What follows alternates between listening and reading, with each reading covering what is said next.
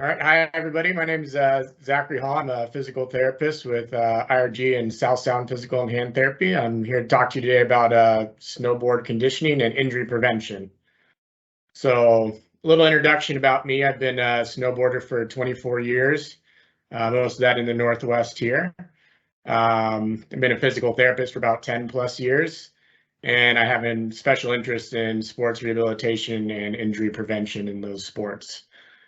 I think when you're talking about snowboarding, you got to talk about it when you're talking about it as a physical therapist, you're talking about it from an exercise perspective.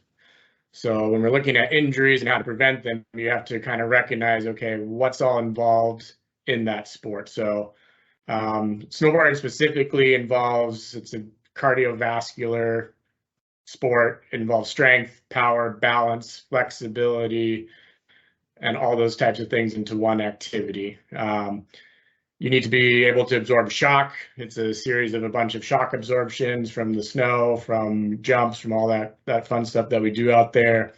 And then you need to be able to be quick and do some ballistic movements while being flexible so you're not going to injure yourself. So like I said, in order to prevent any injury, you need to address kind of all these types of exercise into a training program. When we look at common injuries that can occur in snowboarding, it occurs mainly from falls. I think all of us at some point, whether we're beginners, more advanced snowboarders, we've all had a great fall. But typically when you do fall, you're gonna have an injury to your head, neck, upper extremity. We're talking broken bones. We're talking shoulder dislocations, AC joint dislocations, concussions, head and neck sprains, similar like a car accident type thing too. So, best way to prevent those types of common injuries, work on your balance, don't fall, which is easier said than done.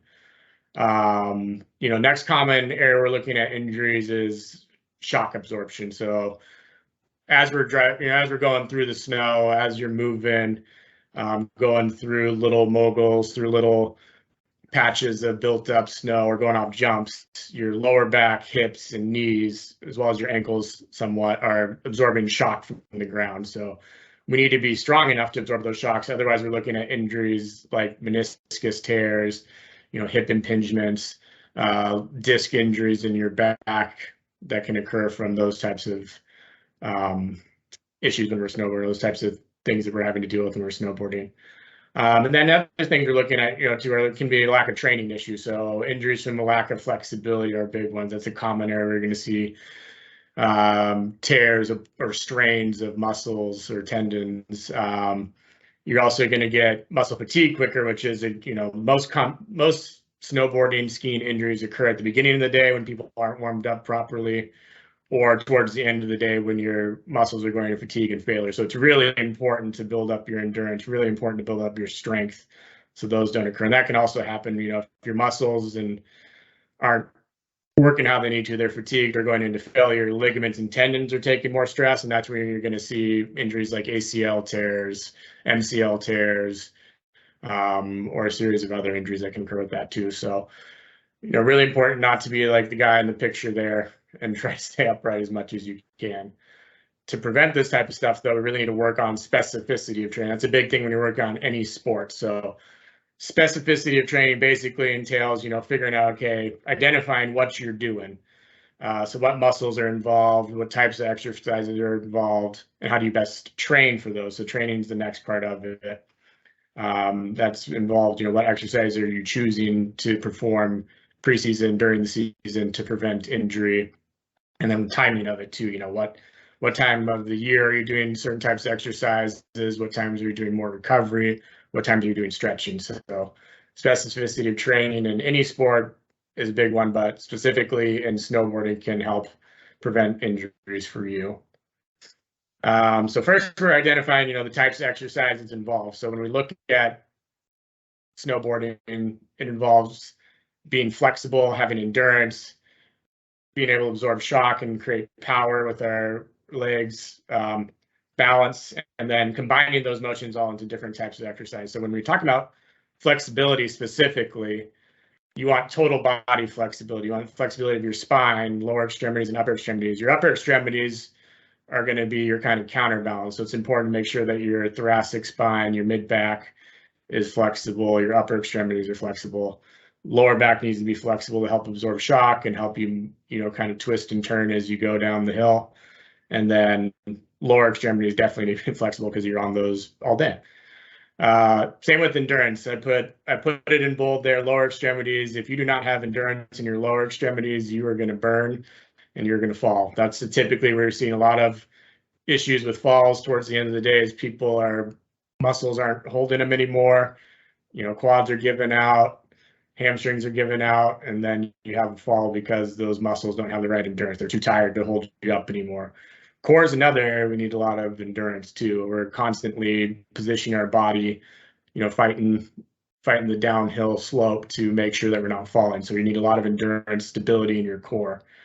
Power shock and absorption there, again, total body type of thing. You're really absorbing a lot of shock through your legs. So really important to make sure your hips, thighs, hamstrings, quads, calves, ankles are all ready to absorb a lot of shock, and your spine. Your spine is, that S curve, and it is the big shock absorber when you're going off jumps, landing, and absorbing shock from the ground. Balance, big thing, obviously. So we got to be balanced on the edges of the board. So that involves a lot of lower extremity core.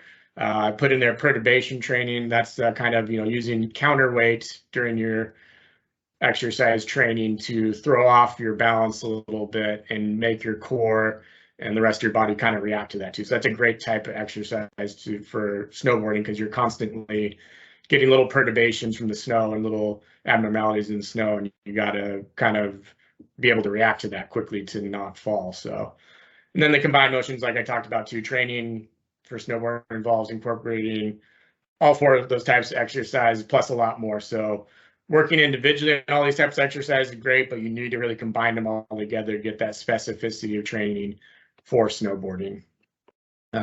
Second part of identifying is identifying the primary muscles involved. So there's a lot, really snowboarding is a total body event, but if we're looking at, the main muscles involved, obliques is a huge one for us. That's that's kind of the connection between the upper and lower body with snowboarding, because we're facing sideways downhill. Your obliques need to be there to not only stabilize, but also help you turn lower body and upper body together. So those are big ones to focus on with your exercise routine. And also a common area of injury too, kind of like how baseball players get hurt swinging, you can get hurt swinging your body around too quickly too. So make sure that those muscles are trained to avoid injury. Your leg musculature is another area that, like I said, we're on our legs all day. So you need to be strong in your gastroc soleus muscle, quadriceps, gluteals, hip, internal, external rotators. Basically throughout the whole chain of your lower extremity. Anterior tibialis is another super important muscle for heel side when we're going on the snowboard. So really need to work on exercises that train all those muscles, not only as a single unit, but all together as one. Core, the rest of our core is really important for positioning our spine for stabilization and for shock absorption. So that core has to be the connector between the two and really has to help stabilize your entire spine when you're going. Otherwise, lower body's not talking to upper, and you're ending up on your head. And then upper body musculature is something I think we don't think a lot about with snowboarding because it's more of our legs, but you need to be strong in your upper body, not only to counterbalance yourselves with kind of swinging your arms around, but also, when we first start snowboarding and all throughout the day, you're pushing up. So I remember when I first started snowboarding, my triceps, pecs, deltoids, everything they're very tired from pushing myself up all day and stopping myself from falling. So it's important to, address those muscles as well and not ignore them. So the second part, after we identify everything that we want to do, is train. So, again, there's different types of exercises. There's, hundreds of exercises out there you can do to work snowboarding. But I think the important thing when you're looking at exercise, okay, when you're looking at it, what are you trying to accomplish? Yoga, stretching is great for flexibility and balance. Squats of any type are where, you're going to live in snowboarding. So it's really important to get some sort of squatting into your exercise routine, preseason, during season to help those muscles stay strong. I put in scissor lunges in there. That's a great way to work shock absorption, but also work those muscles of the lower extremity with endurance, power, those types of things. Planks. You can see there's a bunch of different types of planks you can do. It's really important to stress your core in all different planes of motion, because as we snowboard and go down the hill, you're going to be in all sorts of planes of motion. So you need to be stable in those planes and help the lower body and upper body talk to each other. I put medicine ball obliques in there. That's a great one to work those oblique muscles, helps with turning, helps with getting them really strong and stable. Calf raises off a step is a really good one too, because you're going to be working not only concentric strength, which is that upward motion of the calf raise, but eccentric strength where you're doing controlling. Snowboarding is a lot of eccentric strength. You're really controlling the muscles in your lower extremity to help prevent you of the fall. Single leg deadlift also does that. It works on balance, it works on eccentric control, it works on stabilization. So, these are just some common exercises that can help you get started in a program, but there's, like I said, there's hundreds of other ones out there that will be helpful for snowboarders. Next, the last kind of part about a specificity of training too is timing. So when should you exercise and how vigorously? There's really 3 different times when you're looking at a sport. You're talking preseason. So preseason is a great time to build and push yourself. It's a time to build a program, ramp up strength, power, and endurance, and flexibility, balance, and really focus on increasing strength, increasing flexibility, and getting yourself to that next level where you want to be once you start the season. Once you're in the season, you want to work on rest, active recovery, important after you go up to the slopes for the day. Active recovery involves, doing a light jog, working the elliptical, doing something to get those endurance muscles, get all that lactic acid buildup out of there so you're not super sore the next day, which we all get the first couple days after. Stretching is a great part of active recovery. You can do some static stretching, dynamic stretching is also really great. Pool therapy is another great way to do some active recovery as well, where it's less on your joints. So if you have access to a pool, swimming, doing some calisthenics and things in there will help. And then you want to continue, throughout your snowboard season to continue to build your lower extremity core strength, upper body strength, endurance.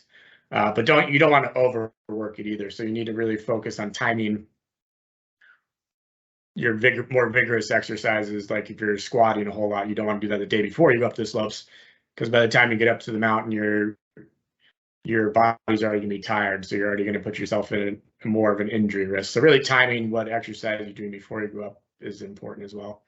And then postseason, I think that's a great time to kind of assess areas of weakness. If you have little nagging injuries that have been going on all season, kind of figure out what those are. You can work with the PT, personal trainer, someone to kind of help identify what those issues are and what might be causing them. And then it's also important, postseason, month or so afterwards, continue that active recovery, make sure your muscles are healing up from the season of all those great jumps and stuff we're doing out there and falls. So so that's kind of specificity of snowboard training, a little bit of injury prevention in a nutshell there. If you have any further questions, or if you're interested in more of a personalized training program for getting yourself ready for the mountain, I'm available at any time at the email down there, and you can access more of this at our website at irgpt.com. Thanks for your time.